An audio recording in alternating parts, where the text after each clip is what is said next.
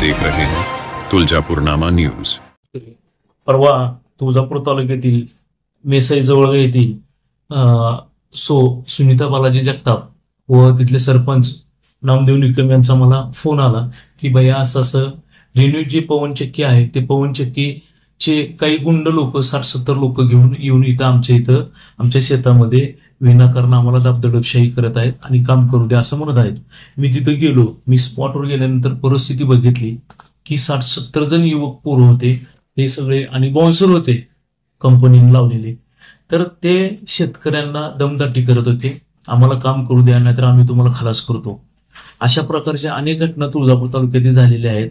मला कलेक्टर साहेबांना आणि SP साहेबांना एवढंच सांगायचं आहे की साहेब, हे काही बिहार नाही आणि ह्या तुळजापूर तालुक्यामधील गरीब शेतकऱ्यांना रिन्यू कंपनी ही खूप गुंडगिरी व दाबदडशाही करते, कुणाला मारतो, कुणाला खलास करतो, बाहेरचे गुंड आणून हे दाबदडशाही करून शेतकऱ्यावर अन्याय करतात।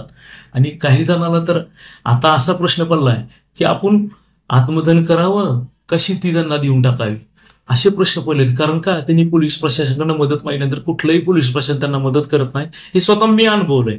तिथले बीट अंमलदार हे त्यांचं आणि रिन्यू कंपनीचे महिन्याचे हप्ते ठरलेले आहेत। रिन्यू कंपनी फोन केल्यानंतर ते 5 मिनिटात जातात, पण शेतकऱ्याने फोन केल्यानंतर ते 2-2 दिवस तिथं जाऊ शकत नाहीत। हे मी स्वतः अनुभवलेलं आहे। त्या दिवशी मी स्वतः फोन केला PI साहेबांना, PI साहेब मला म्हणले तुम्ही व्हिडिओ शूटिंग काढा, मी बघतो। त्याच्यानंतर एकही त्यांचा अधिकारी आला नाही। संध्याकाळी 7 वाजता ते अधिकारी तिथे गेलेत आणि ते शेतकऱ्याला दाब दाखवले। ते फुल सुंदर आणि पॉप्युलेट म्हणून एक बीट अंमलदार आहे, हे दोघं मिळून त्या कंपनीचे त्यांचं हप्ते ठरलेले आहेत आणि हप्ते ठरल्यानंतर ते कुठल्याही शेतकऱ्याकडे बोलत नाहीत, ते डायरेक्ट कंपनीकडे बोलतात। आणि माझी प्रशासनाला एकच सांगणं आहे की इथं ह्याच्या पुढे असली गुंडगिरी चालणार नाही आणि जर शेतकऱ्याला काय झालं तर याला सगळं जबाबदारी प्रशासन राहील, जेणेकरून त्या रिन्यू कंपनीची गुंडगिरी थांबली पाहिजे।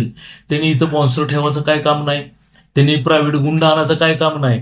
कंपनी, शेतकरी आणि प्रशासन या तिघाचा समन्वय असल्यानंतर कुठलीही अडचण येणार नाही। त्यांनी जे म्हणतात ना शेतकरी चुकीचं बोलतात, शेतकरी खोटं बोलतात, तर माझं त्यांना आव्हान आहे की येत्या 8 दिवसामध्ये जर तुम्ही याच्यावर योग्य नाही कारवाई केली तर आम्हाला लोकशाही मार्गाला आंदोलन करण्यात येईल आणि रिन्यू कंपनीची चाललेली गुंडगिरी, दाबदडपशाही आणि आदिलशाही हे आम्ही संपूर्णच टाकणार। ही तुळजापूर तालुका आहे, हा काय बिहार नाही।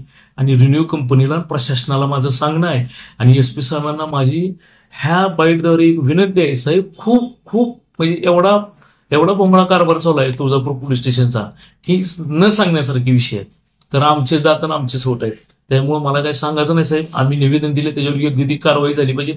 कारवाई नाही झाली तर आम्ही लोकशाही पद्धतीनं तुळजापूर तालुका काय आहे ते रिन्यू कंपनीला आणि प्रशासनाला दाखवून देऊ, एवढंच माझं निवेदन सांगणं आहे। जय हिंद, जय महाराष्ट्र। महाराष्ट्रातील ताज्या बातम्या पाहण्यासाठी आमच्या YouTube चॅनेलला सबस्क्राईब करा। Instagram आणि Facebookवर हा व्हिडिओ पाहत असाल तर फॉलो करायला विसरू नका। धन्यवाद।